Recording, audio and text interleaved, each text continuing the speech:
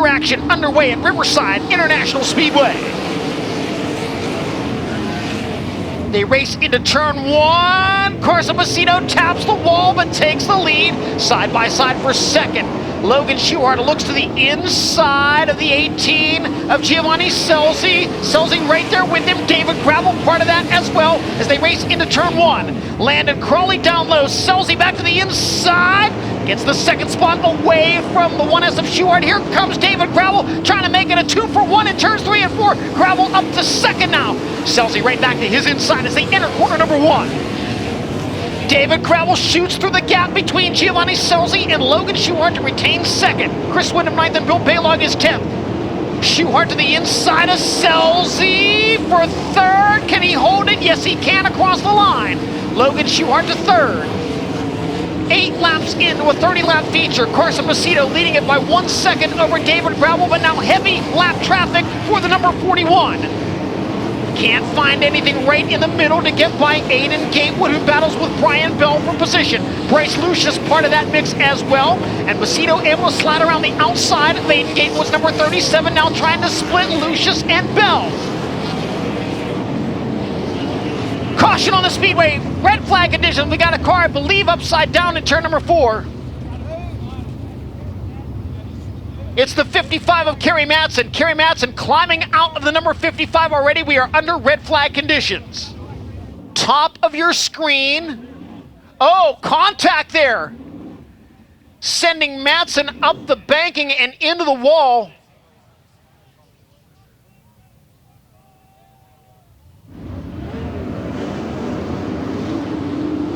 We're back underway.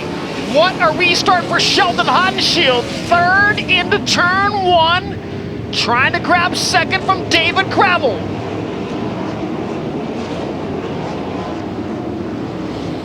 Macedo pulling away just a bit from the field. Donnie Schatz now up to 9th. Bill Balog, Giovanni Scelzi going at it for the 5th spot. Bill Balog now from 12th into the top 5.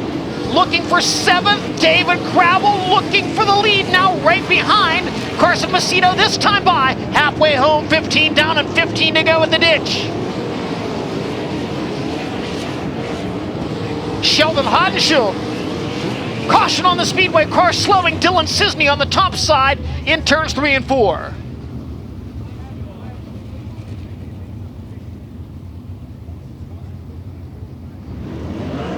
We are back under green flag conditions at Riverside International Speedway.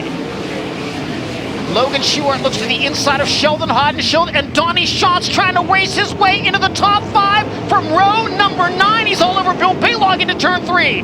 Balog a peek to the inside of Logan Schuhart, but now opens up the inside lane for the 10-time champion.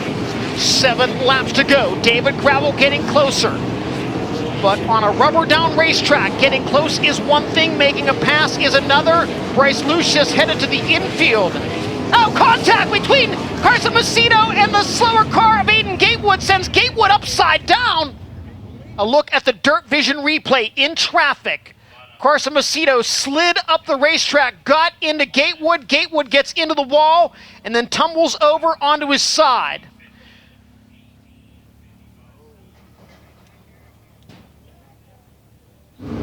We back to green. Fantastic restart by Carson Macedo. Chris Wyndham tries the inside lane but can't do anything with Donnie Schatz. Giovanni Scelzi back to Wyndham's inside. Now Schatz working on Bill Balog for the top 5. Can't make the pass out of turn 4. Carson Macedo to the white flag. Slightly over a quarter mile left for the opening night of the Bull Ring Blitz, and he catches the back of the field on the last lap. Pace himself down the back straightaway and roll into 3 and 4 for the final time. He's done everything he can do to maintain his championship hopes. Carson Macedo wins night 1 at Riverside. Carson Macedo climbs up top to celebrate the win on the opening night of the Bull Ring Blitz.